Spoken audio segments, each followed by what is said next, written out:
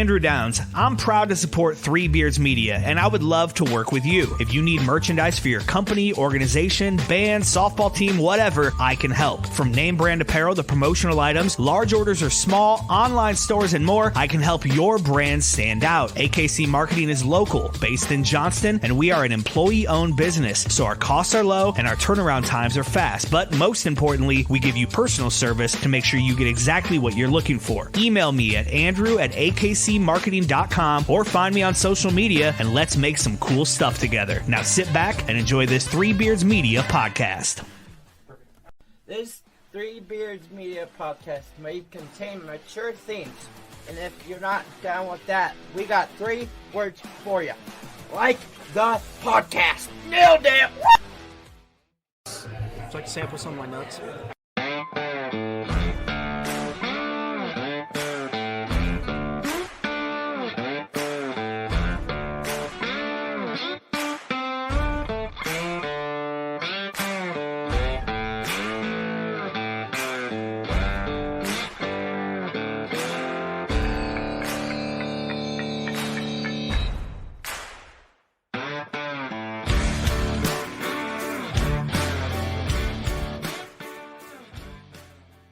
Good evening, and we are back with another episode of Old Man Strength, broadcasting live from the AKC Andrew Downs studio, and sponsored as always by Revelton Distilling Company and Kyle Lehman at Wintrust Mortgage.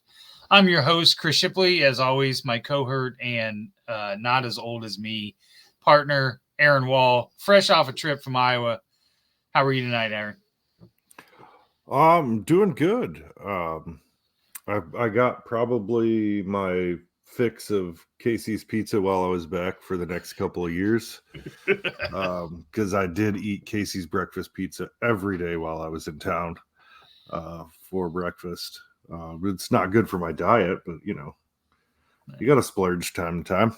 That's right. Did you try the loaded burrito that I told you about? I did. It was hot garbage. Shut up. Come on. It was dry.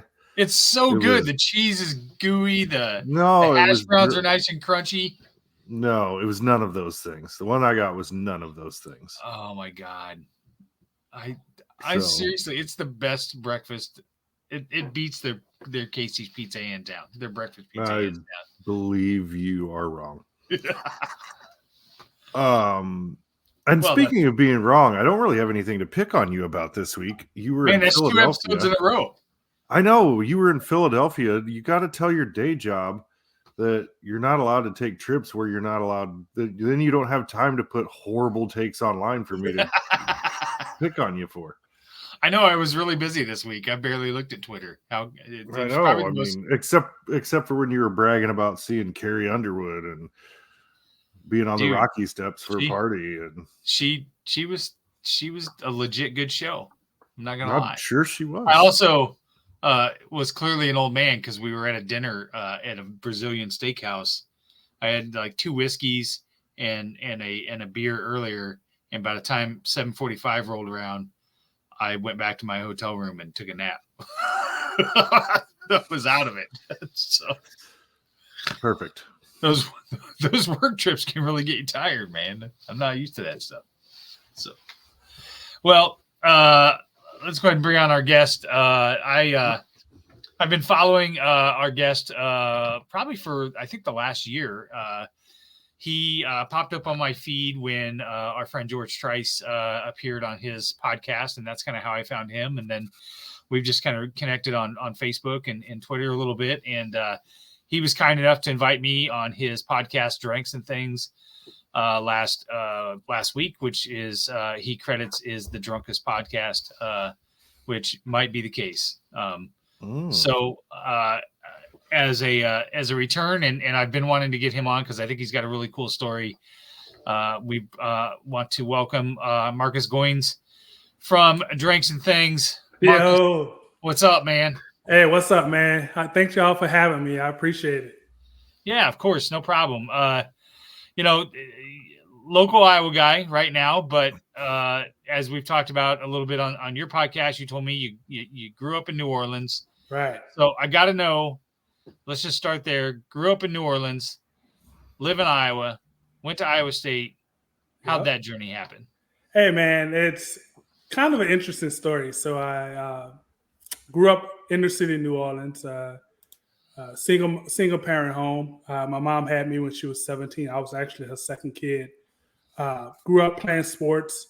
Um, tried my best to find a way to get out of New Orleans, right? So I a scholar athlete, 3-sport athlete, track, basketball, football. Got a bunch of football offers and basketball offers, and I like to say life happened, right? So life happened, and my mom was like, you are not going to stay in New Orleans. You're not staying anywhere close to New Orleans. I was actually supposed to go play football at LSU, and so when she told me that, she actually called Jerry DiNardo at the time and told him, hey, look, he's not going to be coming to LSU. I had already signed my letter of intent and everything. And I was 17 years old, man. I got on the Greyhound bus with 2 suitcases and a laptop that was gifted to me by my mentor, man. I had never I've been out of the state of Iowa for some sports camps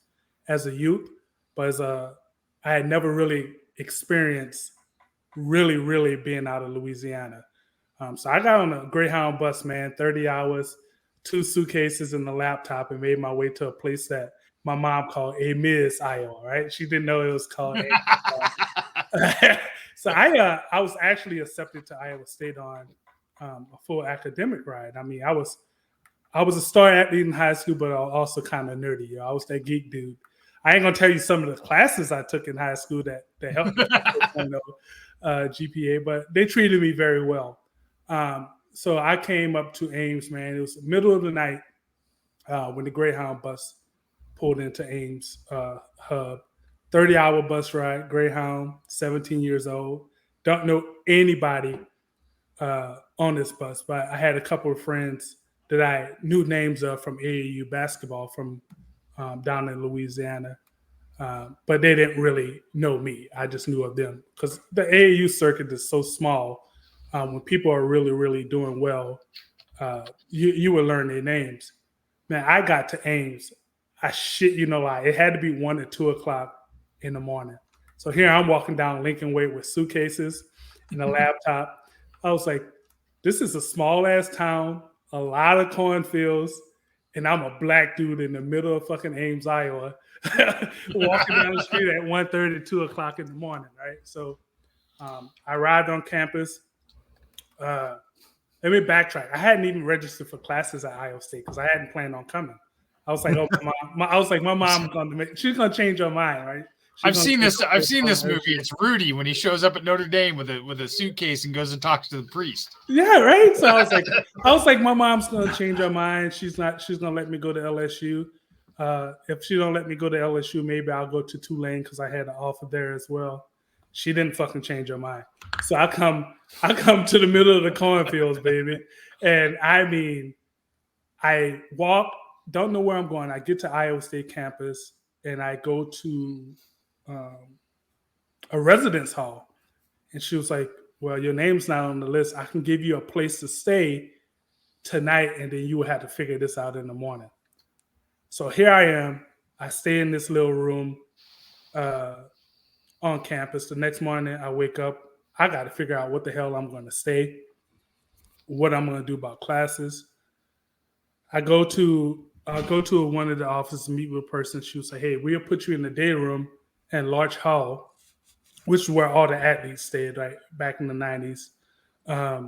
So I go to Larch Hall. They put me on the day room. But I still had to fucking register for classes. Like, I don't know what the hell I'm going to do. I felt almost homeless, So I go, I figure out what I want. I already knew what I wanted to major with. And I meet with the academic counselor. She got me registered for classes. And then I started walking around. This is the weekend where people started arriving to campus, late August. And there's not very many people that look like me. I'll say, man, they got me in fucking Hickville, Iowa. And I'm just like, I'm scared shitless, bro. I'm like, yeah, inner city New Orleans dude. Culture shock had already set in within the first 24 hours. And then I see a guy that played basketball in New Orleans, was a couple years older than me, Lee Love, who played at Iowa State. And then I see Pfizer, who's on one of your shows, and I knew him because he was a big deal in Louisiana. He went to a smaller school, but he was a big deal. And I'm like, I might be all right. So I holler at Lee Love, and he was like, hey, Gup. So my nickname is Guppy. He was like, Guppy, I know you. He was like, Gup, what you doing here? I had my high school gym shirt on, and that's how he recognized me. I come from the rec center playing basketball. And he said, Gup, that's you? And I said, Lee. And so we hooked up, and he kind of showed me the ropes the first couple of days, and I slowly became acclimated to Iowa. But I tell you, man, that first winter, I skipped class like a week straight. Like when it started snowing, I'm like, fuck that. My black ass is not. I was like, my black ass is not trekking in the snow. Like I hated Ames so much. When I went home for Christmas break, I was a week and a half late coming back. But I told my mom, because she didn't know any better, that class hadn't started yet. So my RA, shout out to Tina, my RA, and then the residence hall director called New Orleans looking for me. I'm like, fuck, I'm busted now, man. So I had to hop on the ground and make my way back up. And then I've been in and out of Iowa since '98. Dabbled in a couple of different things with sports. Went out to Ohio for a while. Went out to the East Coast for a little bit. Omaha. Tried to go to Kansas City a couple of times and things didn't work out. And I just made my way back to Iowa. One of the good things I like about Iowa is that we have all 4 seasons. It may happen all in 1 week. Yeah. But we do get all 4 seasons, man. And I just somehow fell in love with this state. The people are great. The education system is great, and I get to meet people like y'all, man. So here we are. So go ahead, Aaron. I don't know if he's gonna agree with what he just said here in a little bit or not, because I'm gonna grill him right now about something. Grill me. Come on, let's go. I'm here for it, baby. Chris said that you said your podcast is the drunkest podcast. Hey, if you want to travel to Iowa, we can prove it to you. I was just there last weekend. Right, you should have connected with me, man. But I used to do a beer podcast on this network, right? The question is, have you ever had anybody pass out in the middle of the podcast? Because I did once. I did have somebody puke. We didn't have that. I laid down and just went to sleep. Oh no! So yeah, Aaron passed out on his own podcast. That's right, I did. So the thing is, like when we casually holding conversations, we'll drink beer. But as Chris experienced last week, we start every show with a shot. Right? We start every show with a shot, and then we do a shot at the halfway point. But we drink different things throughout the episode. I'll give you how we started with drinks and things. So it was COVID year, and we were bored shitless. I mean, I feel like that's when everybody started a podcast. Was right? Yeah, I know, right? There's a lot of them. That's when Old Man String started. Yeah, and it's just like, man, we sitting around on my back patio and we're just bored, and we're drinking. Like we are drinking because it's 5 of us, the only ones ever hang out. My whole drinks and things crew, we've always been tight. And then it's like, hey, bro, everybody's doing these fucking podcasts. Let's start one. So we started one under a totally different name, right? And we had the mic that I'm actually talking on now is our original mic from our first podcast. And we had a different name, and we put 4 episodes out, and we just get slaughtered on these 4 episodes. And then I get a message from someone saying, hey, we have the old name of our show. We have that trademark. And me being me, I'm like, prove it. They fucking proved it. So we had to change our name to Drink. What was the name of it? What was the name before? Whiskey, Wine, and What the Fuck Ever. Shut up. That's awful specific. Yeah, whiskey, wine. So we was just going to start where we drink all day and the whole show, and we would rate what it was that we were drinking. All right, that's how we started it. And my brother-in-laws and I, and then Andy, and Remy, bro, and we'll just get plastered on that back patio and start podcasting. And then we was like, we put a couple of episodes out, and then people start asking for more. I'm like, my liver and my kidneys cannot handle doing more of this shit, right? I just can't do it. So we do a couple more episodes. We changed the name, and we start going to different bars in the area and doing live shows. And people will come up. People come up and say, "Hey, can I jump on?" Oh man, we've had everything from school teachers to strippers. I'm telling you, and I mean, but people was, and this was going to be a short term thing. Like here we are 4 years later, and it was going to be a short term thing, and people would sit around and just listen to us talk about nonsense, whether it was sports, or rating whiskeys and wines, and people would just sit around and listen to us. And then people were like, "Hey, can I jump on?" And I'm like, people really want to hear this bullshit? Like they really want to be a part of this dumb shit? Right. And then ever since then, man, we has been rocking and rolling, man. We've been blessed to have some awesome guests, and we almost up on 100 episodes. We took a little bit break when life started happening, Mm-hmm. We took a little bit of break, and when we came back, man, we just hit it full force. Was lucky enough to get some local sponsorships, and with that local sponsorships, we was like, "Hey, man, we gotta take this shit seriously," but because people really want to hear what we have to say, right. and and we started investing in some better equipment, better software, and we're still figuring this shit out, man. We had a guy from England decided that, "Hey, I'm gonna make you guys jerseys because that's why I'm wearing that. I'm gonna make you guys jerseys because I just love what you do." And what makes our podcast so attractive, we don't do politics and we don't do religion. I mean, that's two things you can't talk about when you're drunk, first of all. You're gonna offend somebody, and somebody's gonna cuss you out, man. So, man, it's been a ride, and I've been lucky to have my brothers and alongside me to do this thing, man. We absolutely love doing it. I didn't get a chance. Chris had to bounce last week. I didn't get a chance, and he lived so far away from where we were. I didn't really get a chance to get him tore down like I wanted to. I had a whole plan. I had a whole plan to feed him whiskey and all this shit. Oh God, I'd have had to stay somewhere in Ankeny. I know you could stay at my house. I'd have to stay there, stay at my niece's house. Yeah. Well, you just gotta have Stacy go with you, and that's what I need. Yeah.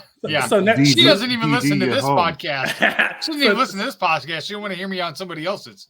No, but if you told her she could go shopping or something while you were on the podcast, she just pick me up later. Get you. I can do that. I can do that. Next time he comes, it's on. All right. Okay. It was my first time meeting him in person. It was right now. We're chatted. Yeah, now we're chatted bros. over the last couple of years. I don't know that I can drink that menthol though, or whatever that was. That was your first time having. That was the first time. Yeah. But count your blessings. It wasn't Rumplemans, which is the stronger version of menthol. Right. That's the one thing There's two things I refuse to do on my show. It's Rumplemans and Jaeger. Oh yeah, no thanks. I'm not drinking anything that's darker than me. You tell me during this podcast, because I know that we had a moment here on Old Man Strength when either we felt like we had like really touched on something, or we felt like, okay, this is more than just us bullshitting around. Right. Somebody, we've kind of hit something here that people care about, right? Right. When we had John Miller on, for example, who is on Iowa Everywhere, he was previously on WHO. His episode, I remember he had said to me and my host at the time, Tim, we were talking about marriage and family and so on. And he had looked us dead in the camera and said, "I'm going to tell you guys something I've never told publicly before." And then opened up and told a really serious story about some trouble between him and his wife and what he learned from that and so on. And that was the first eye-opening moment where we were like, okay, people are trusting us and we have an obligation for that. And maybe we can help somebody here. So give me an example of one of those times where you felt like, okay, we moved from us just bullshitting and drinking to somebody actually is getting something out of this. So I'll tell you this, man. The bullshit of drinking have the coaches on some of the time. we're not a one-trick pony, but what really changed for me, what changed my mind of what we wanted to do was our very first season, I think was episode 3 or 4. We hit on mental health, right? And I had my younger brother, my second to the youngest brother, on the show. And that's when I realized the bullshit, we had something bigger than the bullshit and the drinking. And my little brother, man, he touched on so much stuff. And I'm like, hey, bro, this is very, very important to get some other than the bullshit and banter out there, right? We now have a platform. We have people that's enjoying what I'm doing. But we can branch out and cover a couple more serious things. It was that episode that really, really made me deep dive into other things other than the bullshit. It was that episode, and I did 2 episodes. I did 1 episode with 2 of my sisters on the anniversary of Hurricane Katrina. My sister was very, very young going through that, and we've always lived so far apart that I never really captured the experience of Hurricane Katrina. And that's when I knew, hey, man, I have a broad spectrum of things that I can cover on this episode. It don't have to be drinking. It don't have to be sports all the time. But based on feedback that I received, it was things that were important to people. And I'll tell you guys that when I do shit, bro, and in my whole life, I've always wanted to do something that was relevant. Like I wanted to be relevant to other people. And that's why I do half the shit I do. And this Drinks and Things podcast, man, you can see some of the guests that we have come on and some of their stories. When we started out, that was not our intention, man. Our intention was just to bullshit, drink, and have fun. Yeah. But when you start hearing people's stories, man, it's impossible to ignore. Right. All the way impossible to ignore. And when I do those stories, we do those shows like the mental health stories or someone overcoming adversity. Those are the ones I kind of enjoy the most because it makes me dig deeper into myself. Right? Yeah. I can just come up with organic questions if I'm having a sports show, and we can talk about sports all day. But when you talk about stuff like mental health and personal adversity, it really, really requires you to listen to what that person has to say. It changes the whole complexity of the questions that you're going to ask. Because like even like you last week, I was and after doing 72 shows, I've never really been nervous to ask questions. But when I listened to your story, I was like, shit, what should I ask and what shouldn't I want to ask? Because I'm a person, I don't want to hit those triggers, right? But it's also important for me to help people get their stories out there. Yeah. No, I get it. Sometimes you wonder, like, how should I ask this question? How deep do I want to go? Whatever else. Right. But I think there's been plenty of times, just like I told you afterwards, there's been a lot of times where afterwards the people have said to me, this was a lot of fun, thanks a lot or whatever. But some of the best things you get are a random Twitter DM or something from somebody that says, hey, I listened to this episode and I can't tell you how much it touched me or it really helped me or whatever else. And that's Aaron and I, when we started Three Beards, the big thing that we wanted to do is we wanted to sink a lot of money, whatever we took in, back into the community, whether it was giving back to charity or helping other organizations or doing sponsorships or whatever else. Because that's just, we're not doing this to, clearly we're not going to retire on this, but I'm hoping, shit. Well, I mean, that would be the dream, right? Right. But that's just not. I want to be able to help people and stuff as well, especially like I said, after 2017, my outlook changed on a lot of things too. You know what I mean? Yeah, I get you. And I, like I say, you want to do things that makes you relevant to people or make your show relevant, right? So I know you guys push out a bunch of different podcasts and they are all great. And the thing is, like, I want to give people that opportunity to share their story. Yep. Sometimes when you share your stories, it's life changing, not only for the people that's listening to it, but to you as well, right? Yep. And we just finished the mini series with you being our last episode in the mini series, Tackle Mental Health, right? The 3 guests that we had on, man, it's shit. It makes you realize there are bigger things in life than what I'm currently doing, right? Me, Old Man Strength, 3 Beards Media, we have platforms that can allow people to open up. And that's what it's about for me, man. I'm not saying we're not going to do the shows where we bullshit, do the shows where we have the basketball coaches on, right? So, Sure. that's not what it's about all the time. I would love to. Love to have a show where I can drink whiskey and do it all the time. But now we have a duty, right? We have a responsibility now. Hell, last episode we had 4 guys. There 3 guys that played football in the late 80s, and I'm telling you right now, I never laughed so fucking hard in my life that entire episode. Yeah, man. I mean, when they were telling the stories of naked gassers at the Olsen building, I about fell out of my fucking chair. Oh, so. I wouldn't want to see that, man. No, did they go 0-10 that year? Did they go 0-10 that year? No, that was before naked gassers. No, that was during the Walden era. So that was before the 0-10 year. Oh, okay. All right. I want to circle back and ask you a question that dawned on me when you were talking about your mom insisting you weren't going to LSU and you were getting out of New Orleans. So, and if I'm reading it wrong, correct me. But yeah. I'm guessing you probably weren't. You grew up in a pretty bad area and neighborhood. So, yeah. So let me ask you this: I grew up in the Melpomene Project. How bad? Okay. How bad could it have been for your mom to say you're getting on a bus and going X number of miles away to a place that you don't know by yourself? Like that to me as a parent, and shout out to your mom, because she, that takes a lot of guts, but it had to be really bad where you were for her to say that's a better option for you. Hey man, if y'all get a chance, Google or YouTube Melpomene Projects New Orleans. Like I'm talking about the hardest project in New Orleans.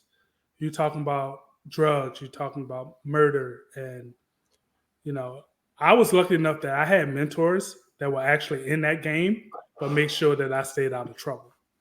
But my mom saw something that she wanted better for me, right? LSU, 60 to 80 miles away from the project. It was too easy for me to go back home, right? And that's one of the reasons she wanted me to get today. Man, the Melpomene Housing Project has actually made me who I am today. I'm a teddy bear, I would tell you, but if you test me or one of my friends, then that Melpomene Project in the New Orleans come out on me. I know it probably don't seem like that because I know some of you. But, bro, the Melpomene Housing Projects, nothing nice, bro. Ravaged with drugs, murder. And it's very weird because we didn't have gangs. It was people out there doing shit by themselves. But my mom was like, "It's no way in the world I can have you this close to this place. You have all the potential in the world to go do something better." And I wanted to play ball. It was always my lifelong dream to play ball at LSU. That's all I ever wanted to do. I wanted to be a husband, a father, and play ball at LSU. That's all I ever wanted to do. And when Coach Jerry Donardo came to see me at practice and he offered me, I was like, I had life made. And then when my mom was like, it was the summer, man. Summer when I'm about to leave. I'm like 3 weeks away from leaving. And she called and she was like, he's not coming up there. And there was some shit that happened in May with a close friend who's no longer with us that kind of factored into that decision to send me up here. But I will tell you guys this, not very many people from that neighborhood get the opportunity to go to college. That's an old saying, man. If you're in that neighborhood, the only way you're going to get out, you're either selling crack rock or you have a wicked jump shot. Right? And that's one of the things that's always stuck to me. Choose the latter. And I was a kid. I was never in trouble. I was a good kid, maybe even borderline great kid. So I was never in trouble because all I ever cared about was ball. So if I can do anything, put a ball in my hand, that's what I did. And shout out to my big brother Duncan. I was probably like 6 years old. He was our next door neighbor. He was the first person that ever took me out with a ball and allowed me to play catch or shoot baskets. And then from then on, I fell in love with it, man. I just fell in love with it. But I didn't know that growing up, I would get to the age where my mom had to worry about me having a better life. I know, and that's every parent's interest, but I do not fault her for taking the dream away from me in order for me to survive. So, yeah. Yeah, look up the Melpomene housing projects, man, New Orleans. I can send you some shit, bro. You're gonna be like, wow. It was a point in time. I'm gonna tell you right before gentrification happened. It was a point in time where you two, Aaron and Chris, you couldn't go into Melpomene. It wasn't happening, right? You was either buying dope or you were the police officer. Now you go back to New Orleans, so much shit has changed in that neighborhood, man. There's people walking around and look just like you. And I wouldn't even say it's shocking, but it's not something that we've seen until after Hurricane Katrina.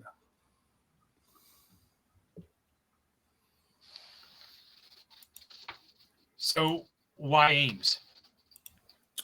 So Ames was actually, Iowa State University was actually the first academic scholarship that I was offered. I went in my guidance counselor's office, and she said, it came what was called College Day or College Recruitment Day, and they had a recruiter from Iowa State there, and she introduced me to him. Sent my transcript in. They offered me the George Washington Carver Scholarship. Actually, they offered it to me, and I'm like, no other schools were really after me because they had already signed my letter of intent, and I was dead set on going to LSU. And I remember picking up the letter that said Ames, Iowa, right? I remember picking it up and say you were accepted. And so I just was going through all the mail, and I was like, I'm not seeing any other places that had really accepted me into the school. I mean, they accepted me on academic scholarship. Growing up in inner city New Orleans, I have no way to pay for school if I'm not playing sports. Right. I have no other way. And that was the only place that offered me a full ride. I didn't even visit Ames. I didn't even know what Ames was. I just fucking got on the bus and came up. And here I am surrounded by a bunch of people that look like you. And here I am. I'm still here. Let's see now. Sorry, what year was that then? This was 98. 1998. 98. Yeah, Okay. It was 1998, man. And I was scared shitless, bro. I could shoot a brick on that Greyhound bus. And one of the freakiest things on a Greyhound bus is they stop and pick up prisoners, right? They'll stop in certain cities and pick up prisoners. And on the way up here, one sat right next to me. I never got up to use the bathroom. I think I held my piss for 13 hours. It probably was running down my leg at one point, right? It's just, yeah, it was a very interesting choice. I didn't know I never knew what I was getting myself into, but I just remember my mom walking me to that bus station with my mentor and me getting on that bus. And here's the time where I had to grow up. I had to grow up and become a man faster than I wanted to. Yep. Can you imagine yourself Aaron, imagine yourself going down to New Orleans as a 17-year-old on a Greyhound bus? No. That's no Casey's wild. Pizza. Yeah. No Casey's Pizza. I know, that's horrible. Well, I was thinking about that too in reverse, in that I would imagine I'd be just as scared if I was placed on a bus and I was going to New Orleans, in a completely different culture shock for me. Yeah. And not know a soul. I'd be scared to death. Man, you know what? I'm gonna give you guys a little bit more insight on that decision. one of the things you deal with when you grew up in the city and you one of the few that made it out is what, and we talked about this last week, Chris, survivor's guilt, but on a different level, right? Different aspect, different perspective. Why was I so lucky to get the opportunity to go to college and my friends were not? Like, what did somebody see in me that they didn't see in my friends, right? So, every day I think about how blessed I am, that someone saw potential in me to help me get that exposure, whether it was sports or anything, to allow me to come up to Ames. I have no business being in Iowa. I had no business being in college as an inner city kid growing up in the Melford housing projects. That was not my destiny. The odds were stacked against me to make it out of there. But somehow the higher power saw something different in me that he blessed me with the opportunity. I tell you, I had a couple of friends that went to college in Oklahoma for a little bit. And you have myself and one of my very best friends, Nate Big Easy Lofton, played for the Harlem Globetrotters. He had the opportunity to go from college. And then my younger brother went to college. From my close-knit friends, we were the only ones that had the opportunity to go. So you're talking 5 out of thousands, that had the opportunity to go to college. It's just that nobody really showed interest in the kids that grew up in that environment. Sure. Which is a fucking shame, right? It's a shame. Yeah. I know sometimes you have to carve your own path, but there's also sometimes where you need somebody to reach out and give you the hand, right? And I was fortunate enough that I had a high school guidance counselor and high school coaches that gave me that exposure. I was an incredible student. I was an incredible athlete. So I got a chance to pick my lane. Like, whether I want to go play ball and get a college education for free or hit the books and get an education for free, So my path was really set. And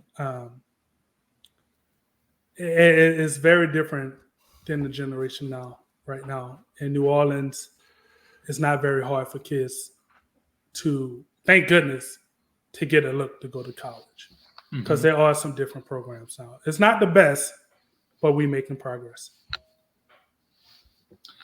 Let's take a quick break here. We'll get a word from Revelton Distilling Company, our primary sponsor, who launched their new bourbon about a month ago.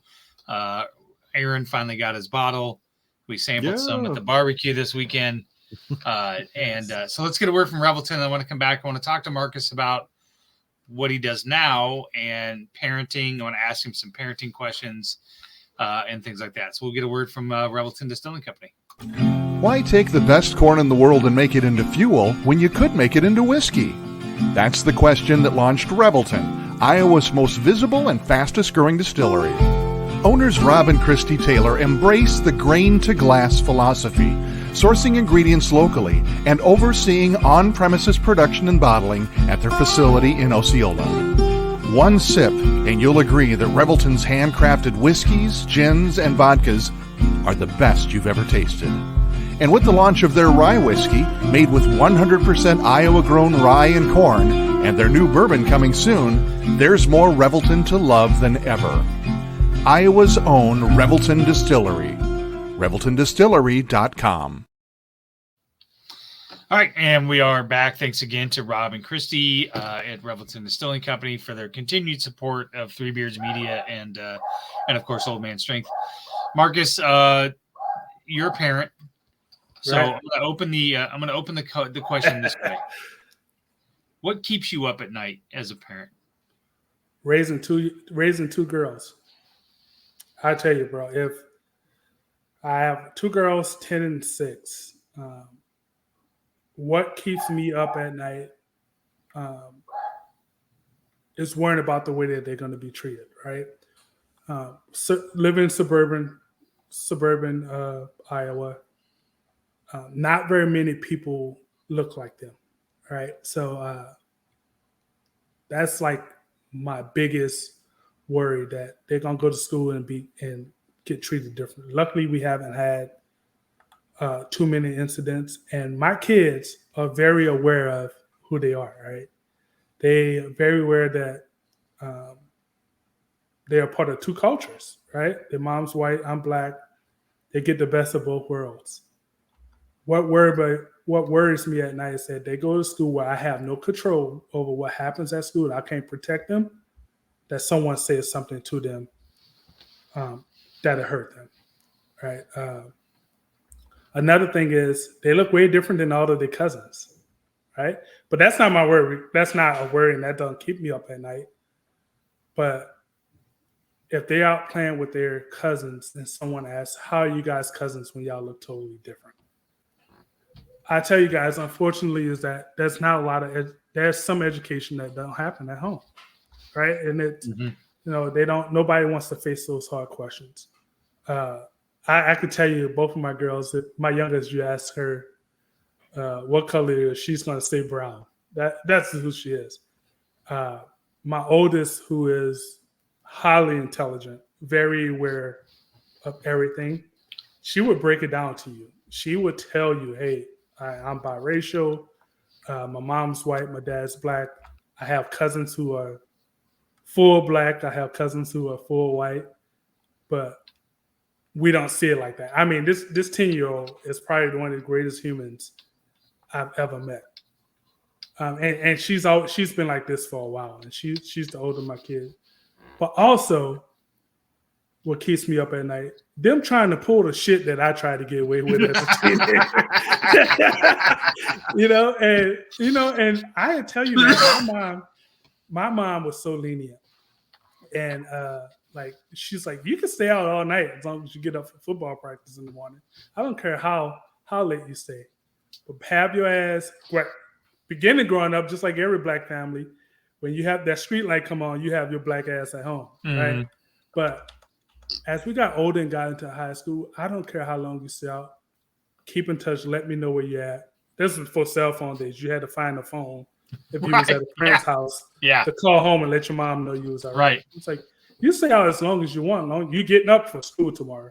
Right. I never missed school. I had when my older brother, we had different dads. His dad got murdered when I was in 3rd grade. That was the first time I ever missed a day of school. That, and then I had chickenpox. I love being in school. But the things that keep me up at night is just the way that the world will see my kids. Because they look different than everybody that's surrounded by. The good thing though, we live in a school district that practice and preaches diversity and acceptance. But I just know that there's, excuse my language, fucked up people in the world that may test them at some point. Right. And as a father, me not being around to protect them. That's nothing I can do once they leave out of these doors.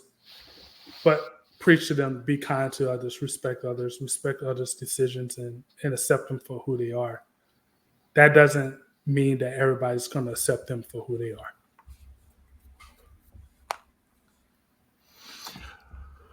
It's difficult. So Chris and I grew up in Iowa, but at least Chris grew up in Des Moines, right? Yep. I grew up in a 1,000-person town. What town are you from, Aaron? So I grew up in a town called Durant. It's over between Iowa City and the Quad Cities, right? Oh, so you're on the other side. You're on the other side. Of the yeah, east side. Where those people are, right? Yeah, those people. Yeah. But so completely different experiences because Chris got exposed to more cultures and everything growing up than I did by a pretty fair amount. Obviously, I think we had one mixed race girl and her sister, and that was it. In our entire district, at least for a little while. But it's hard to figure out how to, and it's different now. I have a 15-year-old or 14-year-old daughter, will be 15 soon. And here living in Washington, we live in Everett, just north of Seattle. And I mean, everything, she's exposed to all of it all the time. Mm-hmm. And I sometimes wonder how like the question you asked me earlier, imagine going to Louisiana at 17 or whatever, right? New Orleans. I don't know what I'd have done. I think I'd have went so naive that I don't know if I'd have been okay or if I'd have just been meat in 10 minutes. You know what I mean? I just, it's amazing to think about how, you know, we want everybody to be accepting and all of this, but I guess from your perspective, what can we do in those smaller communities like where I grew up to get that to happen more, you know, to make that more possible? Right. I would say, and I'm a person that talk to anybody and everybody. Go talk to somebody that's different than you are. Right? Go talk to somebody that's going to give you a different perspective on life than what you know. Myself, AP, one of my co-hosts on Drinks and Things, we're two of the most popular guys in this town because we know everybody and we would talk to anybody. I've always made it my business to engage with people that's different than me. When you live where I live, everybody's different than me. There's not too many people, not too many chocolate people around here, right? But understand, talk and listen to understand, and not listen to respond. Right? Understand what my experiences are, and accept my experiences for what they are. Just because you didn't experience it, don't mean that it's not relevant. And I tell you, man, it took so long for me to understand the perspectives and the things of people that grew up in smaller towns because I didn't grow up that way, right? I didn't understand what do you mean you have no stoplights in your town? What do you mean you didn't have black people in your town? There's black people everywhere. Oh no, not in my town. I grew up in the town with 600 people. How in the hell did you grow up in the town with 600 people? You know, and it's, but I didn't understand. So I had to make an effort to understand and appreciate that people are different than me. The way that they grew up or the way that they were raised is the way that they grew up when they was raised. I don't have to accept it, but I need to understand that that's the way that they were raised. The same as you guys. I tell you guys that I grew up in the housing project. You guys have no experience with the housing project, right? So the only information that you're going to have is the information that I give you, right? So it's your job to understand where I'm coming from. It's not your job to accept it. It's your job to understand it. Right. And that's one of the things that bother me when I have these deep conversations outside of the podcast, outside of work, when you talk about situations that happen in the world. Let's be honest. I'm a black man in America. The odds are stacked against me, right? So I like to share those experiences that I had with people that would never experience the things that I experienced. Just so they can understand some of the things that are outside of their reality. And I am very fortunate enough that I have friends of every single race that love to hear my story. I always have an elevator speech prepared for them so they can understand where I come from. You know what pisses me off the most is when people say I don't see color. Mm-hmm. Right? I want you to see color so you can understand the experiences that I had. People are like, oh, I'm not calling you racist. I might call you uninformed or uneducated of a dynamic that's different than yours, but that don't unnecessarily make you a bad person. So what I would tell the people, man, is like open your eyes, open your ears, and try to understand different perspectives. Like I want to know more about you guys, just like I want you to know more about me. You know, and that's the thing that I think we don't have enough of, right? We're not willing to accept differences. You know, and this shit just didn't just start, right? This shit's been around forever. Right. This hasn't just started. But I think that we can position ourselves if we really want to understand different perspectives and different realities. And that will make everything all right. You will still always gonna have that ignorance on certain topics just because there are people that just don't want to know better. Yeah, I think that's 100% right. And there are people that just don't want to know. Right. So I'm going to ask your opinion because obviously you're going to have probably maybe a different perspective on it than I do. My daughter, Mm-hmm. you know, like I said, 14 years old, she'll tell me about, oh, the girl, what's her name on the volleyball team? And I don't remember any of the names. Right. Like if it's not her best friend that's on the volleyball team, or I probably don't know the kid's name. And I'm like, well, which one is that? And she will avoid using race as a descriptor. You know, there's one Asian girl on her team. If she said the Asian girl, I would be like, okay, I know which one you're talking about. And then I can picture who that is. But she avoids that and thinks it's like not polite or it's not okay to describe somebody that way, so that somebody knows who you're talking about in that scenario, right? Right. So from your perspective, how do you, I mean, one, is it acceptable? And two, if it's not, how do you, she's trying to do the right thing. Yeah. So it's like, what do you do? How do you get them to understand that it is okay because you're doing X? So my question is, what I would do is ask her why she's scared to say it. Is there a reason why she don't want to say it? Right? You ask that question. I mean, sure. That there's something internal that's preventing her from saying it, and I can bet you there's a 95% chance that she don't want to offend somebody. Oh, I'm sure that's right. It. Like 95% chance, and she probably loved this kid to death. Oh yeah, don't want to offend her by calling. But if you ask her why she don't want to say it, and then explain to her that it's okay to call her by how I identify her, right? You know, that's perfectly fine. She just may not be comfortable saying it because she's scared of a reaction, right? I tell you, Aaron, one of the things having biracial kids, I've never told my kids what they had to identify as. I never say that you had to be white. I never say you had to identify as being white or identify as being black or identify as being biracial. You identify with what you want to identify. Just know that we love you exactly the same no matter who you are or what you are. There's something going on in your daughter internally that's preventing her to say, identify that girl the way. And I can promise you, 95% chance she's nervous of saying the wrong thing. I'm sure you're probably right. I mean, because she's terrified to upset anyone. Yeah. So it's just who she is, right? Mm-hmm. Very tentative about that kind of stuff and doesn't want to upset anyone. It's great, right? I'm glad she's that way, right?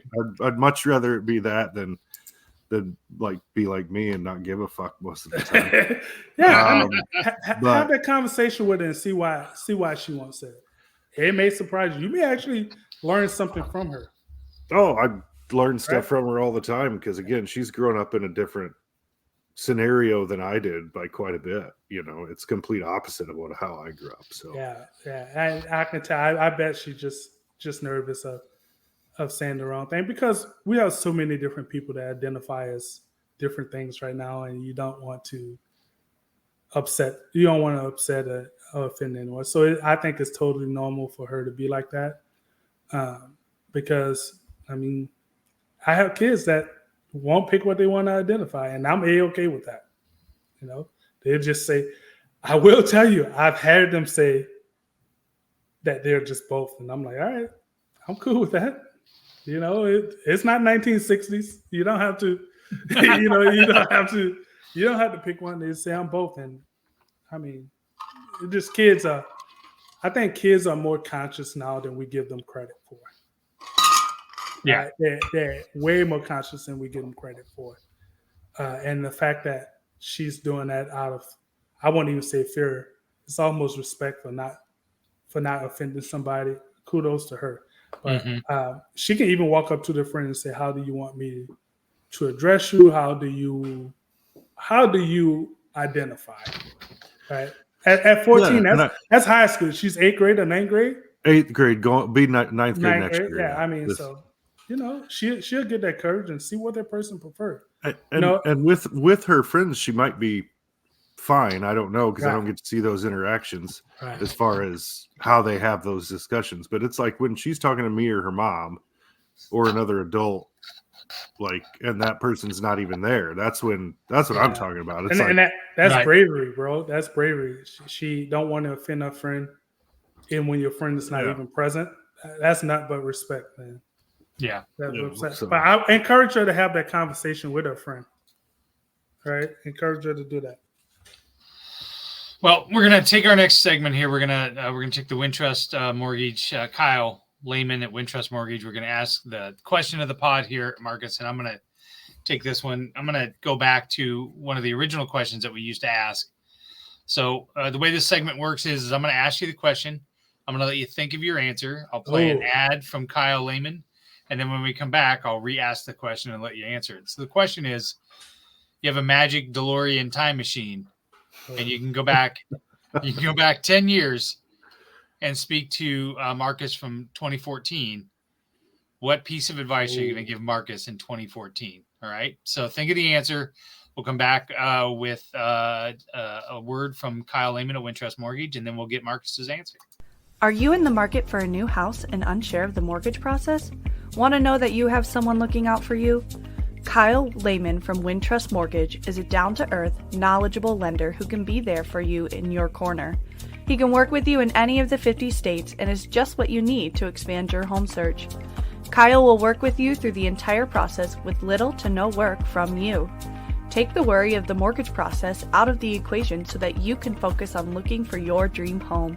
Contact Kyle at www.wintrust.com/Kyle-Lehman or call him at 515-473-0546. All right. And as usual, if you are looking at a new house or looking to refinance, whatever, I can't recommend Kyle Lehman enough. He saved me a ton of money. And he has done a lot for charity and things like that. He's just an overall really great guy. Been a huge supporter from day one of Old Man Strength. Was one of the first guys that called us when we started off and said he wanted to be a part of it. So just a huge shout out to Kyle. All right, Marcus. So you have this magic DeLorean time machine. You can go back to 2014. You can give one piece of advice to Marcus. What are you giving? Oh, man. Hold on, let me sip this. The host of the world's drunkest podcast. I gotta is drinking a White Claw. Come on, man. I did this for YouTube. Yeah. I know. This is the only thing I have in the studio right now. White Claw. But I did this for YouTube. You need to rescind your drunkest podcast title. I did this for YouTube because I know you Iowans drink this shit. I don't touch that garbage. You're a damn lie. I know you do. I've had one seltzer in my entire life. It was a White Claw black cherry, and it was the worst thing I've ever had in my life. The shit's not good. It's not good. But I wanted to fit in with. He wanted to be whiter than we were. That's what he wanted to do. I wanted to be baby powder white today. Can I be offended by this? Yeah, you should be offended because people from your state drink this shit. I actually don't like White Claw at all. It's bad enough that everybody thinks all Iowans love Busch Light. Y'all do. Now it's White Claw too. hey, Chris, what were you drinking last week? Might have been a Bud Light. It was a Bud Light. It was a Bud Light. Okay, it wasn't Busch. It was a Bud Light. It's the same shit. Yeah, it's the same shit. But this White Claw shit is nasty. But I wanted to welcome y'all to the Marcus. I don't drink anything darker than me. So. Hey, that's why you drink White Claw. All Chris drinks is mayonnaise then. Ooh, you one of those that slat of mayonnaise. Wow, man. So I'm going to get a little deep on y'all right here. 2014, Marcus. If I can travel back. Oh, man.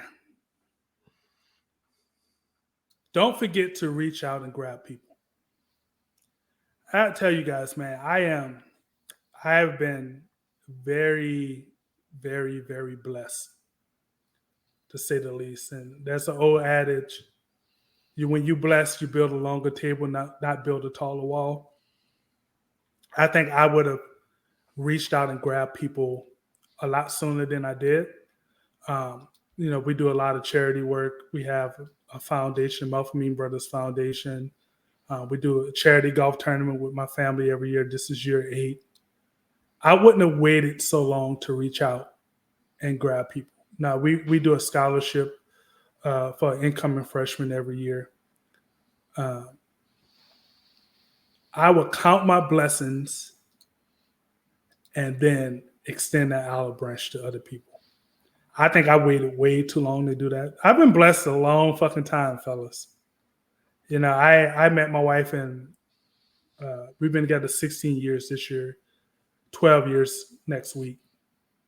I've been very, very blessed to be accepted to a family that's way different than me. Obviously, my wife's whole family is white. But I've been very, very blessed. If I can go back, I will open my eyes and realize the talents that I have and the ability that I have to reach so many people, whether it's through podcasts and charity work. It's a gift. It's a gift that I have, right? I would hate to die and not do the very thing that I was gifted to do. And I think my gift was to reach out and help people. If I go back to 2014, I would have did it a lot sooner. That's the one thing I wouldn't even say that I regret, because I see some of the things that I do now and the impact it have. Just imagine I would have started this shit 10 years earlier. Yeah. Right?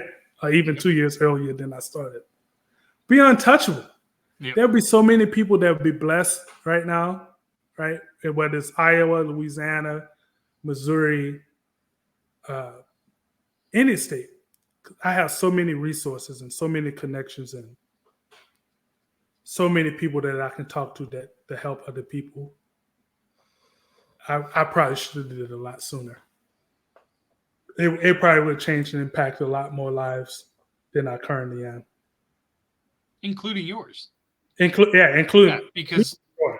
Yeah, because I think that has the biggest impact is when you have on yourself. When you realize that. And I'm getting mushy. And we don't do. That's because I'm drinking this down White Claw. Iowa finest. I'm gonna tell you, bro. Yeah. So I met my dad when I was like 11 years old, and me and him have a great relationship right now. We were able to stay connected because of social media, and we talk often. But in 2008, I met a man where he showed that you do whatever you needed to do to put your family first. And that was my father-in-law. He passed in 2015. But I learned so much just by watching. I never really asked questions, just by watching. I mean, he retired and took a part-time job driving auto parts everywhere, right? I think it was to get out the damn house. Secondly, my 2 youngest in-laws was driving him crazy, always asking for shit. So he had to continue to work. But man, just watching him, the way that he navigated life, I picked up so much from that. And then my Uncle Jesse, who was my wife's uncle, just the unconditional love that he had for people that says a lot about his character. So I tried to gain things from him, just love people, even people I don't know. There's no problem ever too big for my Uncle Jesse. And lastly, my oldest brother, man, my brother who will be here next week, he's only a year older than me, and he's way different than I am. He will cuss you out. He's not soft. I mean, I think within the last year, I really saw his sentimental side. But my older brother, man, he was so hard on me growing up. Like, we went to the same high school, obviously. There's like, at the time, it was like maybe 36, 37 high schools in New Orleans. But my older brother would never let me be around him in school. Ever. Ever. So I went to this high school, 10th grade, 11th grade, 12th grade. He was in 11th grade when I got there. So his 11th and 12th grade year, I could never hang out with my brother at school. And I found out it's because he wanted me to carve my own path. But he was also, I have bugs in here. It was also, he didn't like the attention I was getting for the sports. He never wanted to be a part of that. But he was the hardest individual on me, man. And he actually turned me into the man I am today. So shout out to my big brother Brian, man. He and I honestly don't tell him enough, but the dude shaped me. He was totally opposite I was. He didn't give a shit about school. He was good at sports. He had to do summer school a couple of times because he just didn't care. Yeah. But he always wanted what was best for me. And I didn't realize that became an adult that what he was doing was for my benefit. Sure. So those three guys, along with my dad now, teaching me the dog training game. Because I have so many fucking jobs where I don't even know how I keep up with it. But yeah, so those guys have had a major impact on my life. So if I had to go back to the original question, if I had to go back to 2014, I would wrap everything I learned up from those individuals and apply myself more to others. Yeah. Great answer. Well, when your brother comes, you just give him a White Claw. Open right. He ain't gonna drink. He's a Remy Martin and Heineken drinker, man. Heineken. Heineken, bro. So in New Orleans, Heineken's $1.50 a bottle.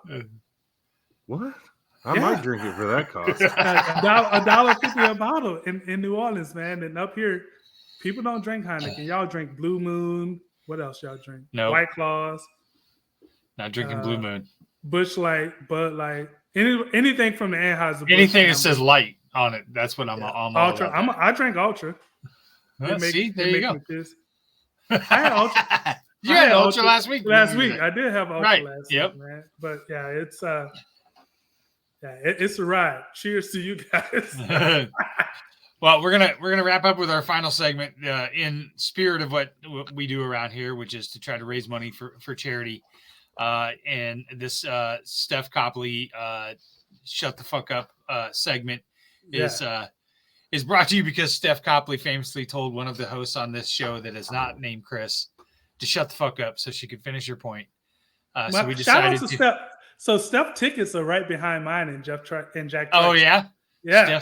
Shout out to Steph. Steph's a card, man. So in order to what we do here is we will play a little ad from Steph, inviting people to donate to the Young Women's Resource Center, which is a wonderful organization.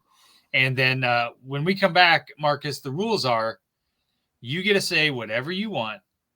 And Aaron and I have to shut the fuck up and not react and not say anything. And you get carte blanche to say whatever you want. Yep. Okay. Any subject you want. Whatever you want. People need to hear. So, I get to say what I want. All right.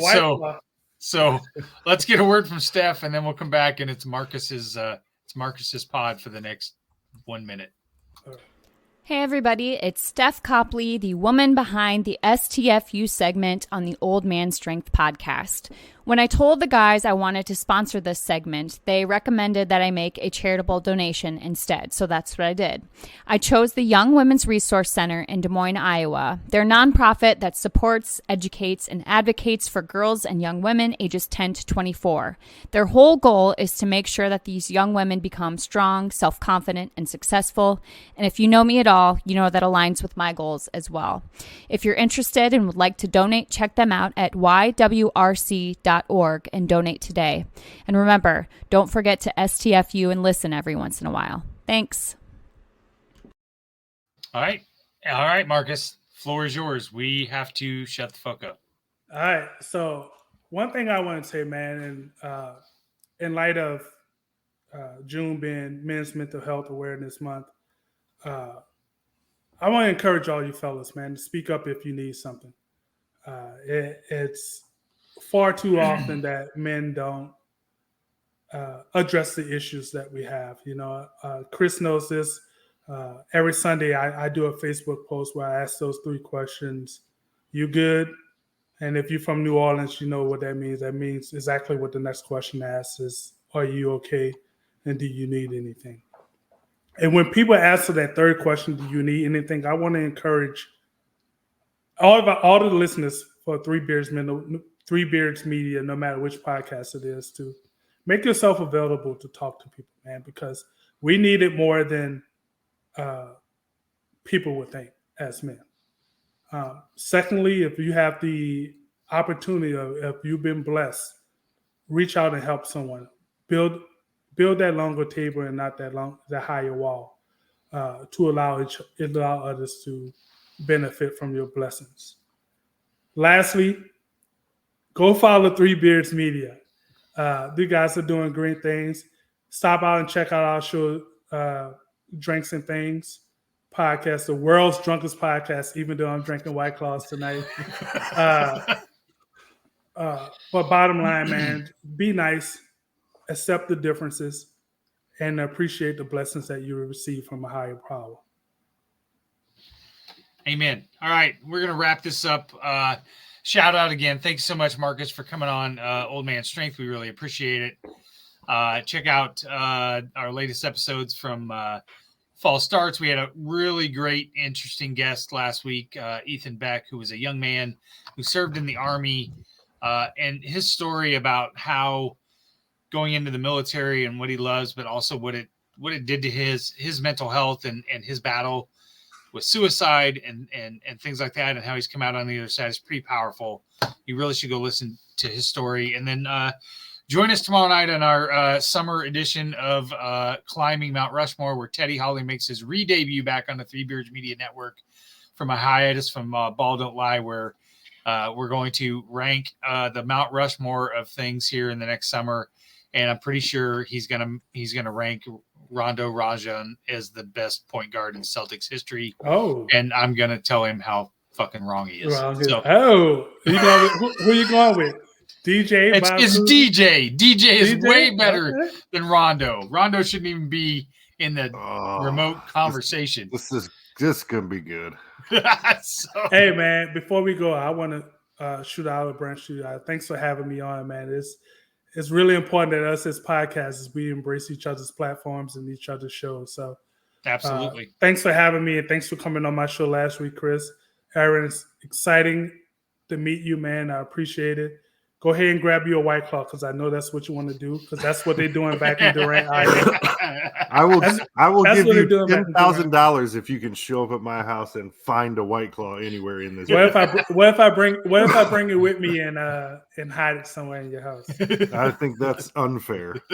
Hey, little man. does he know, his wife's got a whole 6-pack in the garage fridge. No, she doesn't even drink that stuff. We're a bourbon house. Thank you very much. I'm a bourbon house too. You see, I was drinking out my.